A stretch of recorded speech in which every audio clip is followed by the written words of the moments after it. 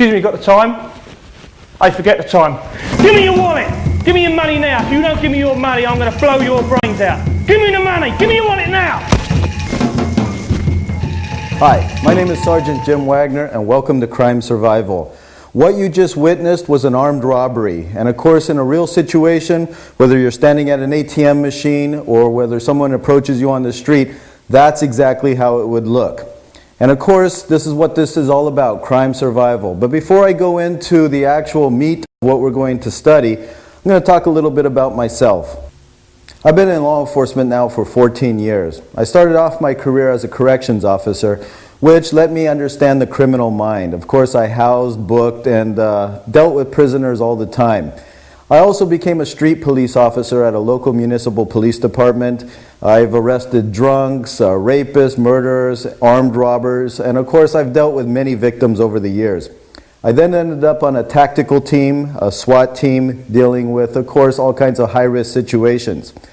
After a few years of that, I ended up going to the 5th largest sheriff's department in the United States and became a team leader for a dignitary protection unit. And of course, my job was to protect movie stars, diplomats, and other VIPs that would come into our jurisdiction.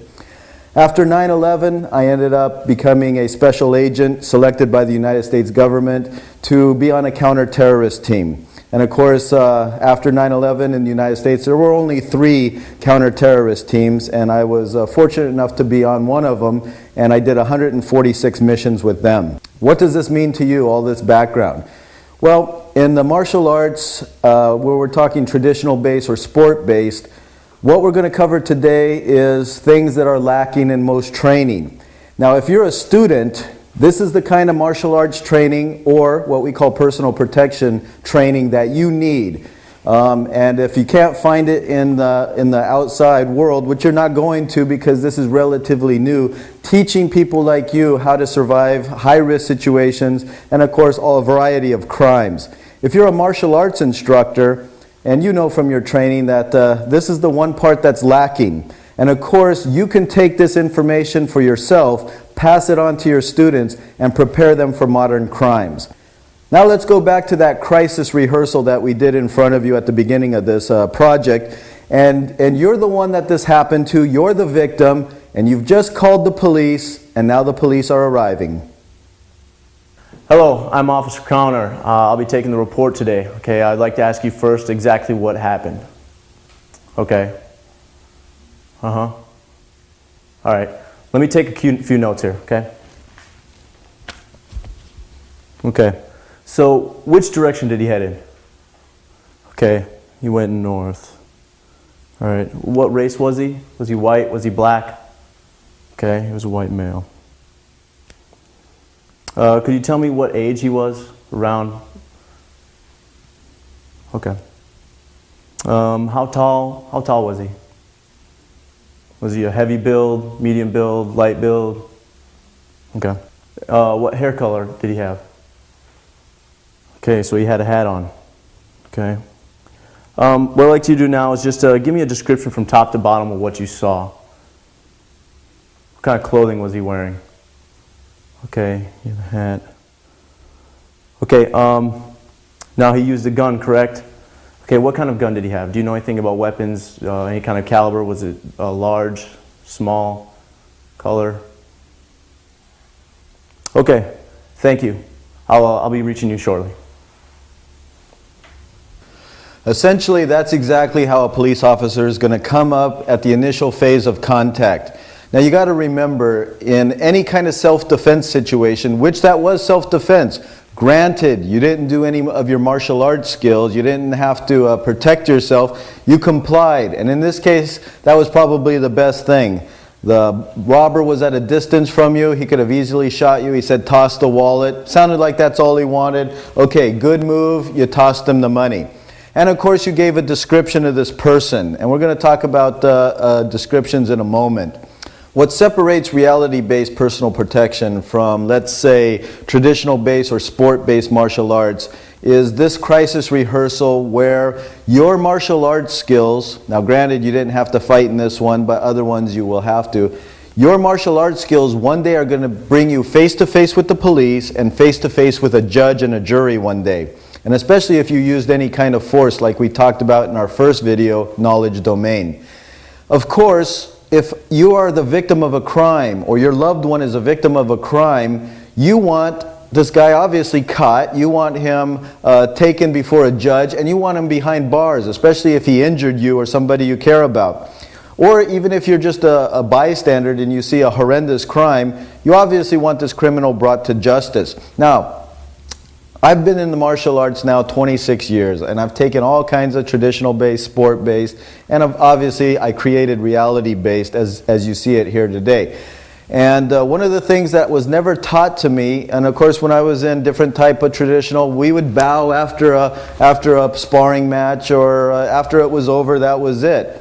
There was no consequences after that. There was nothing, what I call a follow-on. And of course, what you're going to do in real life is you're going to have to pursue further on. The fight does not stop there at the moment of conflict. You're going to have what we talked about, post-conflict situations. And one of those is bringing this guy to justice. Just because the fight's over, that's only the beginning. Now you have to deal with law enforcement. Now you have to deal with the judicial system. Now, what I'm going to do is we're going to continue this crisis rehearsal a little bit further. Because this crime that we did is still fresh, the police are out looking for him. Now, we have a situation where you're still standing with some other police officers. The police officer you were talking about gets a radio call, and lo and behold, they have somebody detained matching that description. And of course, they're going to ask you, can you please come with us? We have somebody that's detained. Now, they're going to read you what they call an admonishment card. And basically, they're going to read it right off a card, and it goes something like this. We have a subject detained. Just because we have him detained doesn't mean he's guilty, doesn't mean he's innocent. It just is somebody who matches the description that you gave us. And it's important to obviously take people into custody who are guilty, but it's just as important to let innocent people go. We're going to have you look at him, and if you can, and identify this person. You're going to hop in the police car, they're going to drive by, and you're going to see a guy detained by the police, and you're just going to have a simple question. Is that him? Yes or no? They don't want any, well, maybe. Because if you say maybe, they're going to take that as a no. When you're identifying someone in a crime, you have to be 100% sure. There is no maybe. And if you're kind of loose and, well, that looks kind of like him, that's probably not going to fly. And obviously you don't want to put someone in jail who doesn't belong there. So, we have the guy detained, or a subject detained, may not be him, and let's go there now. So, is this the guy that you saw? You want to see him from the side? Okay, turn to the side.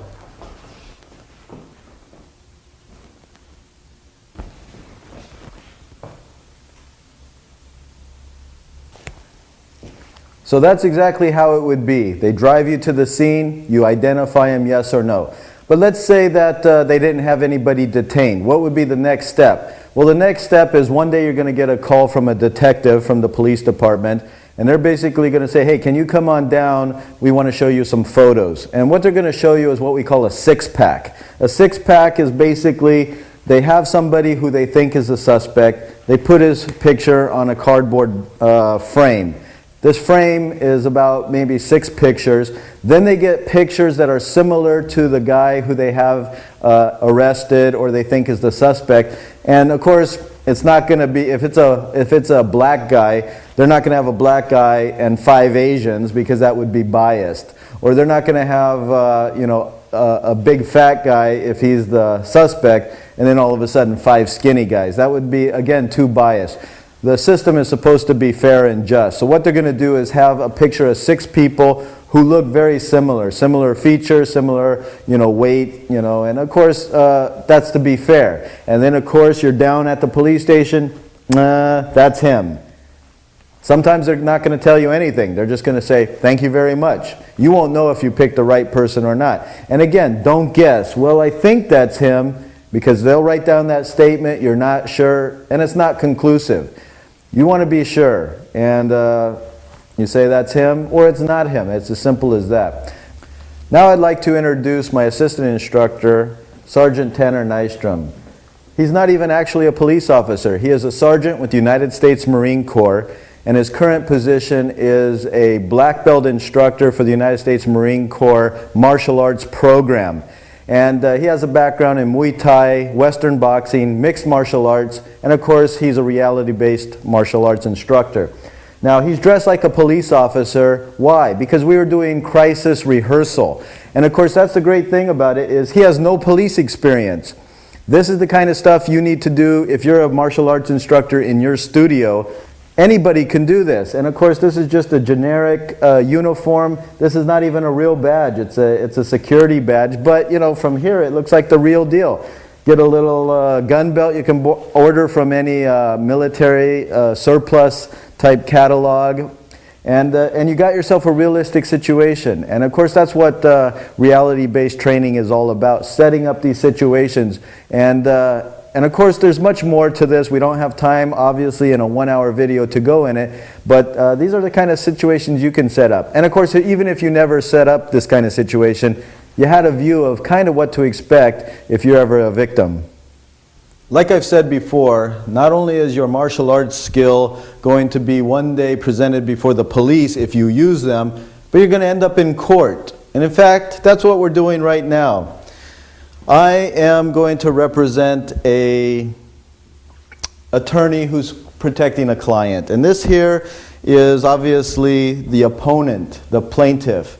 And we're going to end up giving a situation to you. Well, basically what happened, just to give you a recap, is Mr. Prue here ended up going to a bar.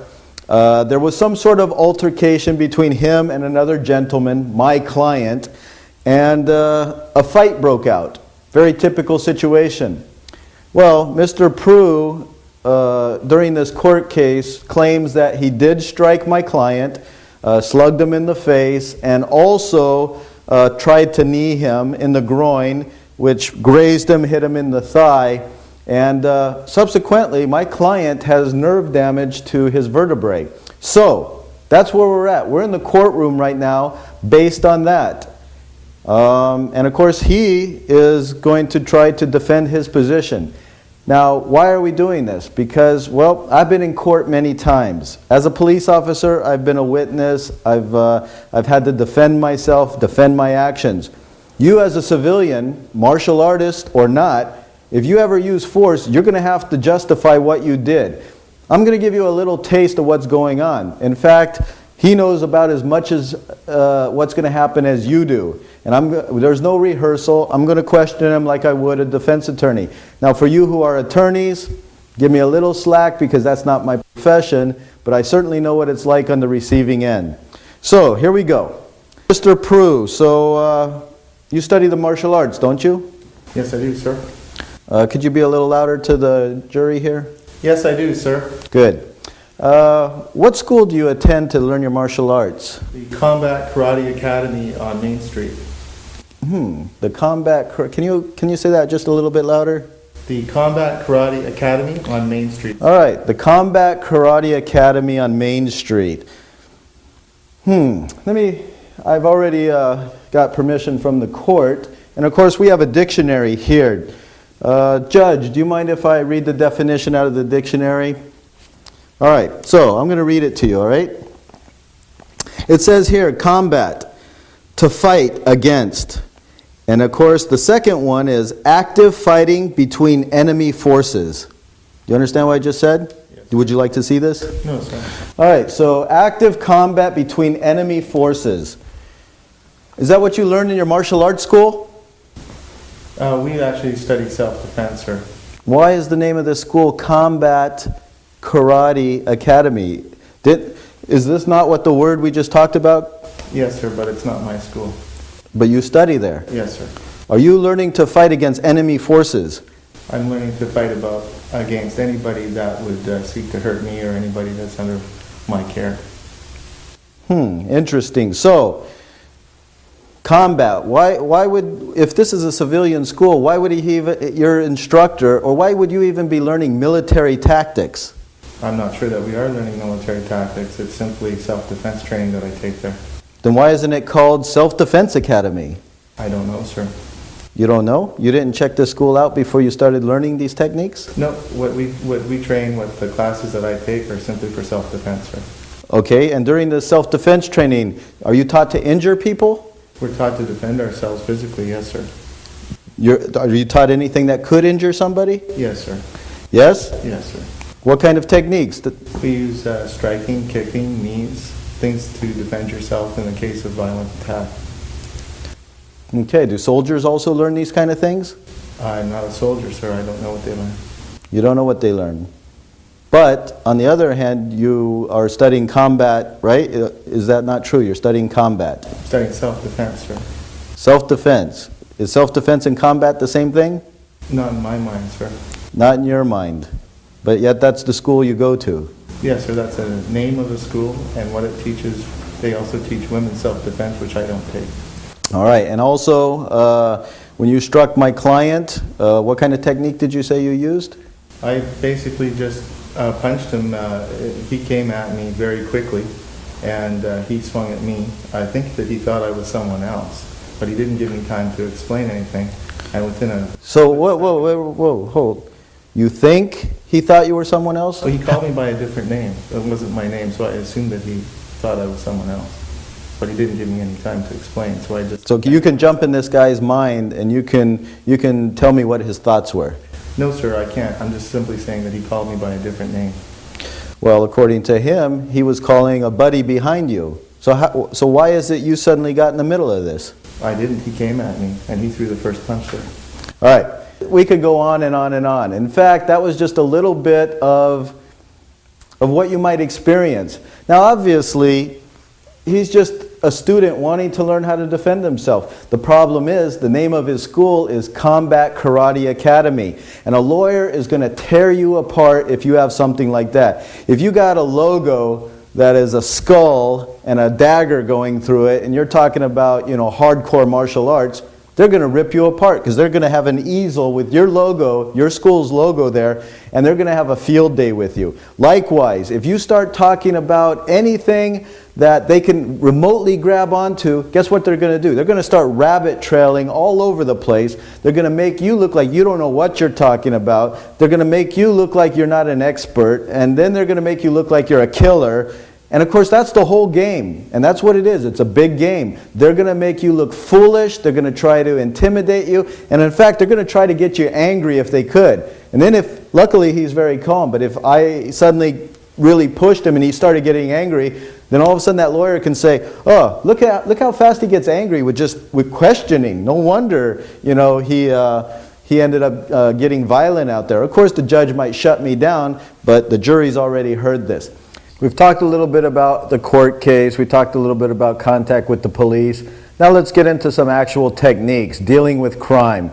What we're going to do now is we're going to do some gun disarm techniques. And I'm going to bring in my assistant instructor, Robert Redfeather. He's an 8th degree black belt in Chinese Kung Fu, as well as an expert in Apache Mascarero Indian tactics. Of course, he's also a reality-based martial arts instructor. Now what we're going to do is a typical robbery situation. He gets me at gunpoint. All right, now come on back. Just to break it down a little bit, he points the weapon at me. Makes no difference which hand he has it in. I'm going to still treat it the same. Now because I'm right-handed, I use my primary side. So the first thing you do, anytime the gun's close, and we'll talk about when they're at a distance, but for right now we'll go with them close. And of course, if this is at an ATM machine, they're going to be right up on you. Or if it's a robbery and they're trying to drag you in an alley, the gun's going to be fairly close. So right away, step out of the center line. Push the weapon away. I always go with my left hand. And of course, muscle memory. I train so many thousands of times like this that's my automatic reaction. I push away, grab the weapon. The only dangerous part of this weapon is the muzzle. As long as that muzzle is pointing away from me, I'm fairly safe. Now grab that weapon. Then, nothing fancy, just shove that weapon towards him. You're trying to break his grip. If his finger's inside of here, you can end up breaking the finger. And of course, we cut this just so we don't have any training accident. And then as I come across, I need to get away, I strike him in the face, I move back. Now, because he was starting to pursue me, I used his own weapon to see if it would fire. And of course, if you take my handgun survival video DVD, you're going to learn some shooting tactics. But I tried. Now, if it's successful, it was still in the heat of conflict. If it's not, at least I know this is not functioning, and he comes at me, I can still use this as an impact weapon. So that's how you do a frontal disarm. Now we're going to take a look at if somebody has a gun shoved in your back or your neck or wherever. How are you going to deal with that situation? So I'm here, guy comes up to me. All right, I want you to walk Hey, over to where? All right, let's break that down a little bit. Robert, he sticks the gun in my back. I'm not just going to sit there and comply. I'm going to do like a criminal does. In fact, let's imagine there's some distance. And he's a police officer, I'm a criminal, it's a car stop. But of course, we're talking length here. Criminals go like this. Hey, officer, I didn't do anything wrong. What's going on? You know what they're doing? They're scoping out the situation. They're playing games. They're looking at, can I do it? Can I run off? Well, you got to do like a criminal does.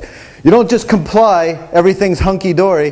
What you have to do is, hey, okay, I'll do it. You're checking out where the gun is. You're seeing if there is a real threat. Obviously there is. We're taking the same exact technique, and I always, and of course I'm right-handed, so I always do this. If you're left-handed, you're always going to peel to the left. But because I'm right-handed, I always train peel to the right. And now we're back to the very first one that we learned. Grab that weapon, because obviously it's a threat. Shove it into him, hit him as many times as it takes to get him away, and then fire. Now if he comes at me left-handed, nothing changes. Block, grab, turn it towards him, same thing applies. The one thing you don't want to do, and in fact, I'll do it to him. I'll be like the robber. Face that way. All right, do me a favor. Put your hands up. And he's going to try to disarm me. Go ahead. Boom. See, because he didn't look back. He wasn't aware of his environment. And of course, that's exactly why you need to look back. Those two gun disarms are very similar to what the police and military use in Israel, in Canada, in the United States. And of course, like I said, I've been all over the world, and those disarms are very similar to everywhere. Now what I'm going to talk about is, what about if there's distance? What about if there is no way you're going to be able to grab onto that weapon? And obviously you're in a bad situation. Bullets travel at subsonic speeds. Unless you can run close to 900 feet per second, you're not going to get away from it. So let's talk about situations where we're dealing with distance and handguns. I'd like to introduce my first assistant instructor, Joanna Clark.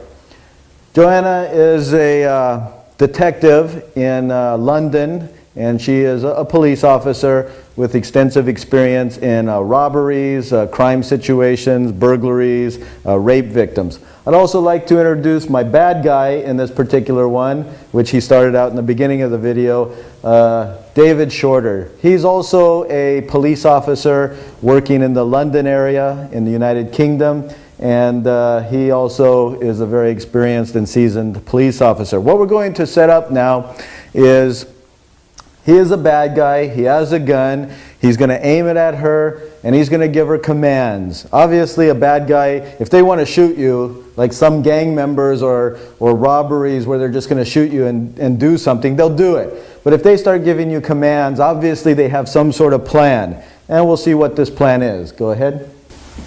Turn away from me. Put your hands in your head. Put your head. Kneel down. Kneel down. Kneel down. All right, stop. All right, recover. Now, anytime you comply with a bad guy, what's the outcome? Well, in this one, the outcome was tragic. She got killed. And we don't know what's going through the mind of this person. One of the things you got to remember is if someone says turn away from you, there's a reason they do that. And that is to desensitize themselves and to actually look at you as if you're not human. If anyone wants to ever put a blindfold on you, a bag over your head, they're trying to make it so they're not associating you as a human being. That's a bad sign because a lot of people get executed that way. Now, she could comply and say, all right, I'll do it, but obviously with a plan to get away. And again, what we're going to do now is this time she's going to do how she was trained to do. And he's going to give her orders, and then we'll just see what happens. So let's take a look at it. So let's begin the crisis rehearsal now as it's supposed to be done.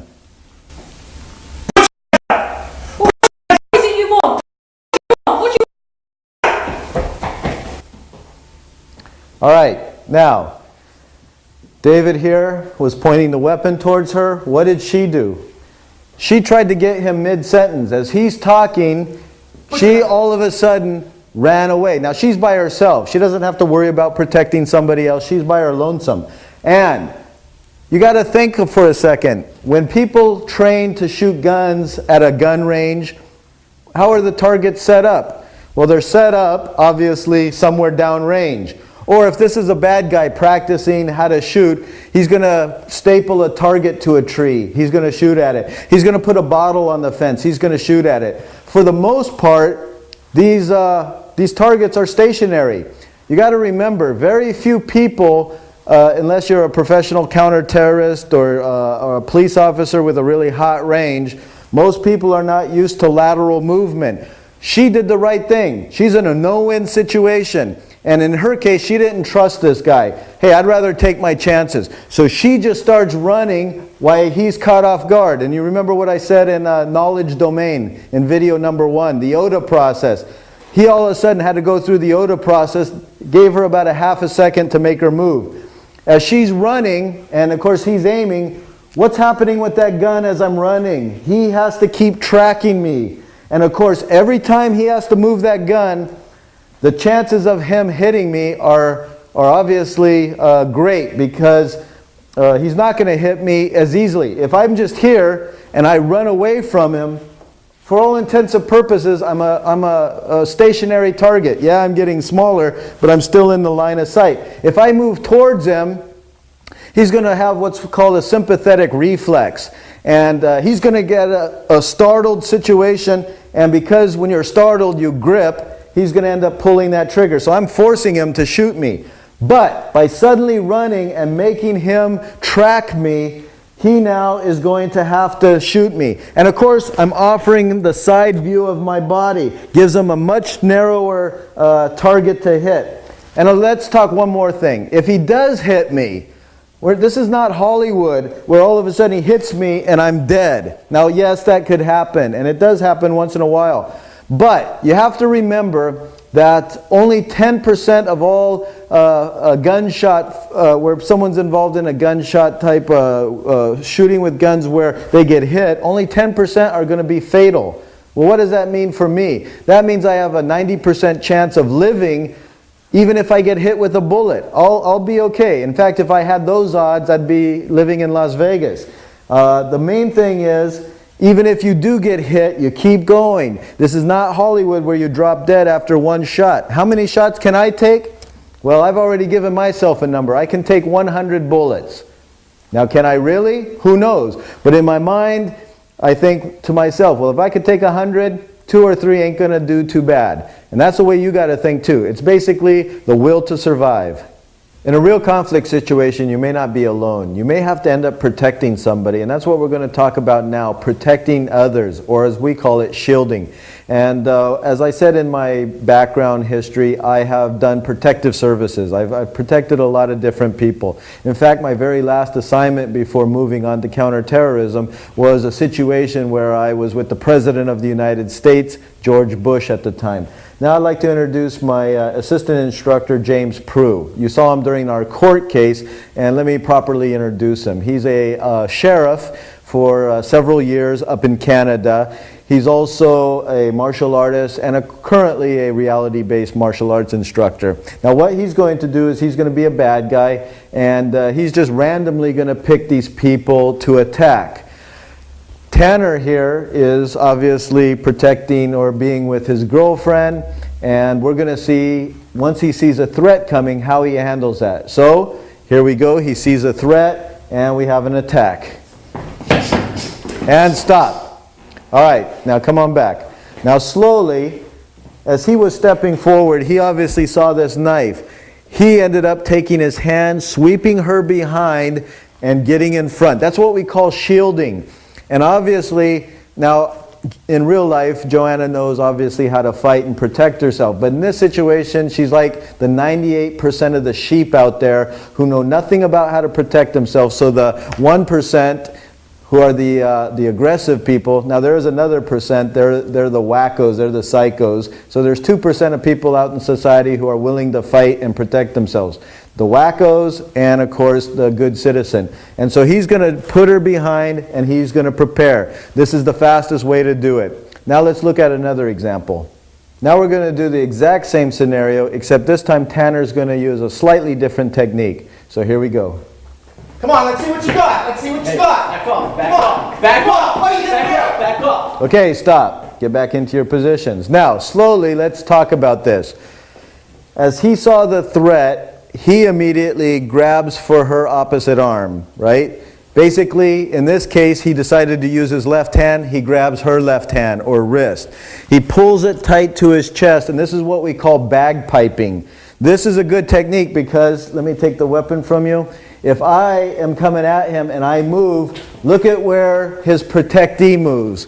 She's forced to stay right behind him. And of course, if this is a riot type situation or a bar fight and you're trying to get to the door, you're going to want that person right behind them, protect them, and you don't even have to get their permission. Just grab them and they'll go with you. The person who takes charge of a bad situation, believe me, that leader demands respect and people will follow. So that's what we call bagpiping. Now if you have a child, let's say you have a young child, and of course you can't do that because they're too short.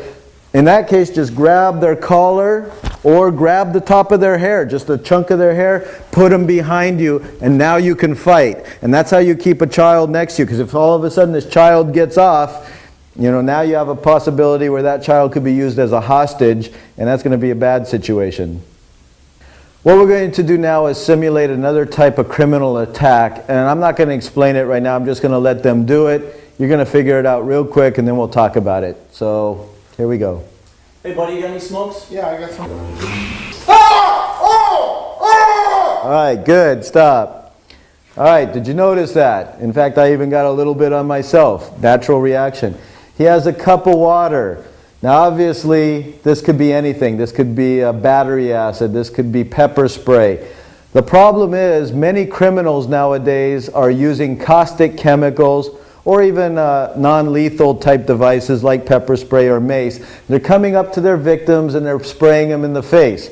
Well, you can see why criminals would want to do that, because once you can't see, they're easy pickings for a robbery or drag them off for a rape or whatever. How are we going to protect ourselves against these type of chemical attacks? Now, I'm not talking about weapons of mass destruction. We covered that in my terrorism survival video. I'm talking about right now just criminal type attacks using a caustic chemical. Well, there is a way, and we're going to show it now.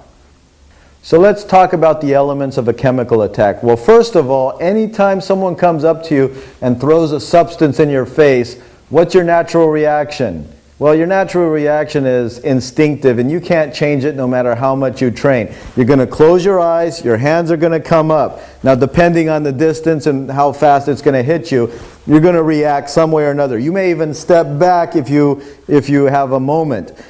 That's what you're going to do. You cannot change it. So, we're going to do a technique here, and we're going to show you what you should do immediately after your instincts kick in. Now, believe it or not, your instincts will only take about a half a second, maybe at the most a second. Then your training will obviously kick in. If you haven't trained for this, you're going to be standing there wondering what's going on. But if you've trained for it, you're going to be prepared. Dave here has trained for it many times, and so has Tanner. And so we're going to show you the proper technique for dealing with this kind of situation. So here we go, same thing.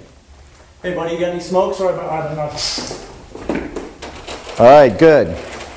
Let's see now exactly what Dave did and how he protected himself. So let's start from the beginning here. As Tanner came up, he's talking, trying to get his attention. He throws a cup of water or caustic chemical in. He can't stop this from happening. So as he moves away his instincts, then what he does is he steps back. He may step back once or twice, but obviously he has limited room.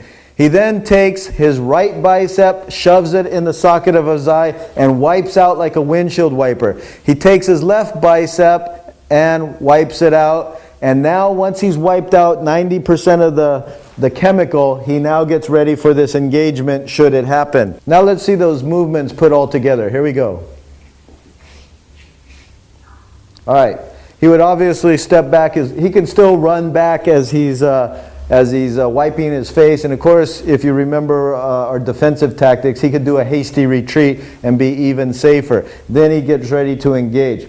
Also, when anyone throws a chemical in your face, your eyes are obviously going to be closed, but you also have to remember to stop breathing. Just hold your breath. Why? Because if this is a very dangerous chemical or a nerve agent, this chemical on your clothes is going to off-gas, and it's going to off-gas from your skin. So you're trying to wipe as much of it away because it's an unknown substance, and then you're going to engage in him, because obviously if he's coming to fight you, he's going to do some serious damage. Now, how did I come up with this whole system? Well, first of all, when I was in the police academy, they did a chemical attack on us. Of course, they just told us to stand there. We took it. It was painful, that was it. Later on in my training, they told us, okay, well, come and attack us, and then after that, get sprayed, or they toss it in your face, and then you fight a little bit. They never really addressed how you should get it off of you, or how you, because it's dripping still in your eyes, especially if it's very liquid.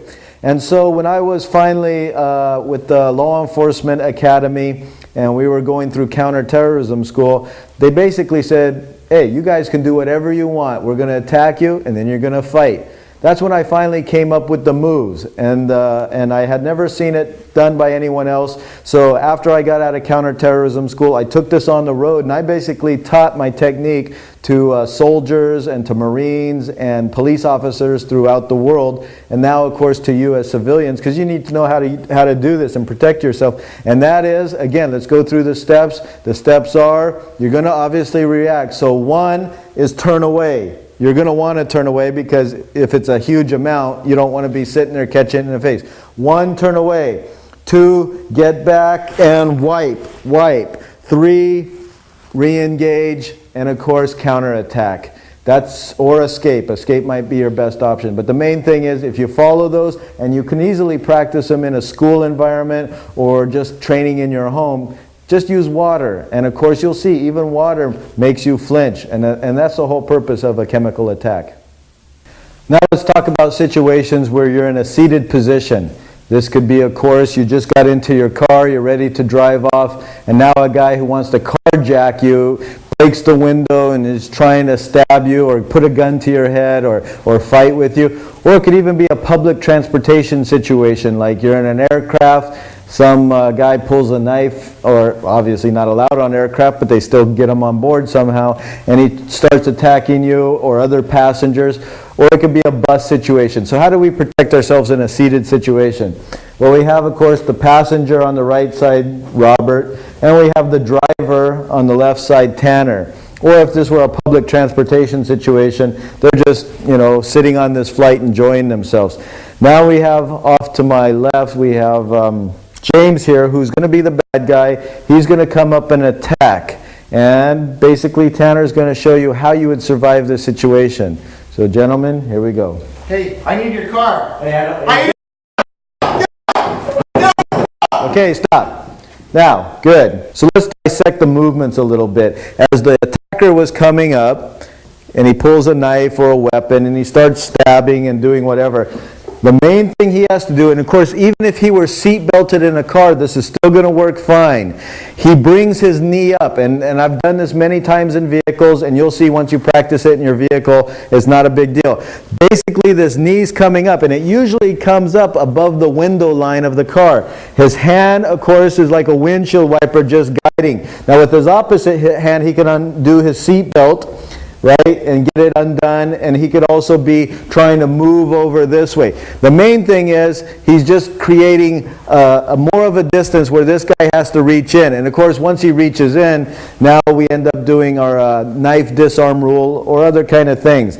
Now, if this is a situation aboard a bus or an aircraft, he's obviously not limited to the confines of this cabin. So now, if this were a situation with public transportation, once he defends himself, go ahead, now he can recover and start standing up, engaging his target. And that's how you're going to do it. In my hand, I have an imitation samurai sword. In fact, we sell this online on my website. Why do we do that? Well, a few months ago in California, there was a guy who was mentally disturbed, and he worked for a grocery store, and they cut his hours. They didn't fire him, they didn't get rid of him, they just had to reduce the hours due to economic situations. Well, this guy used to watch a TV show that he was fond of, dealing with people who use swords, and he owned a sharp, realistic samurai sword. He went into this grocery store. He had a trench coat on, covering his sword. Talks with the manager. Hey, how's it going? Kind of had a weird look to him, according to witnesses. Then all of a sudden, he takes a samurai sword out, lops off his manager's head right there on the floor in front of all the customers at the checkout stand. What did he do after? He proceeded to start hacking at anyone he can find. Now, this is not an uncommon situation. It doesn't happen every day, but you hear about it throughout the world where someone takes a very dangerous, lethal weapon like this and start hacking at people. And of course, in crime situations, I've responded to situations like this too. It may not always be a samurai sword, but it could be a baseball bat, it could be a broom handle. How are you going to deal with this if someone's starting to whack at you? Well, we're going to show you, and Robert is going to be the victim, and we have Dave here who is going to basically try to cut him. So here we go. Go ahead. And stop. Good. All right, now we're going to show what we did. Now, as he swings, we have what's called stop. We have a long arc. As he swung, this is the most dangerous part right here. This is the whipping action. And of course, you want to avoid it at all costs. Now, this part is just as dangerous. It'd be less dangerous, of course, if it were a bat or something that won't cut you. But this part is moving slower. Out here, you're basically in the danger zone. Yeah, you're going to back up. That's exactly what I'm going to do. But there comes a point where you know he's going to catch up with you and he's going to take off your shoulder or something. So you need to get from the long arc away from that and get into a short arc. Now, you just have to time this right, and you have to finally just decide, hey, I got to go for it or else the next swing might kill me. So when he finally passes you, all right, that's a good opportunity. You rush in no matter what. Go lethal force. I'm going lethal force because he's got a sword in his hand. Lethal force. Whatever you can do to get this guy down and stop, that's what you have to do. That concludes Crime Survival. Now, obviously, we can't cram an 8-hour program into a 1-hour video DVD. That's why I highly recommend that you take my seminars, Crime Survival, and learn it for yourself, all that we have to offer you. Or, obviously, you could take it from one of my certified instructors. The main thing is, what you've learned today can help save your life, and of course, give you a little bit of the will to survive.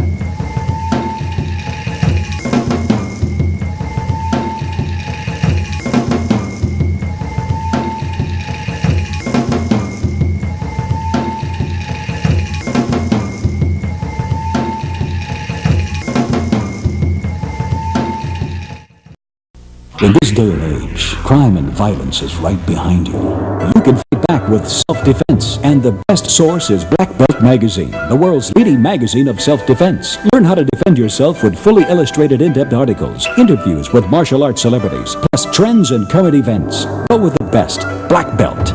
To subscribe today, call 1-800-57-KARATE. There is only one martial arts legend. That legend is Bruce Lee. In his lifetime, he authored and co-authored only 6 books, including the Tao of Jeet Kune Do, as featured in the movie Dragon, the Bruce Lee story. There is only one place you can get all 6 books written by Bruce Lee, O'Hara Publications. Don't settle for anything less than the original. To order your copy of a Bruce Lee book or any other titles about the martial arts, call 1-800-396-4272. What are martial arts? Mysterious. Building the body and mind. Devastating. Exciting. Learn how to defend yourself now. Let the experts show you on Black Belt Video. To order your Black Belt Video for only $29.95, call 1-800-581-5222.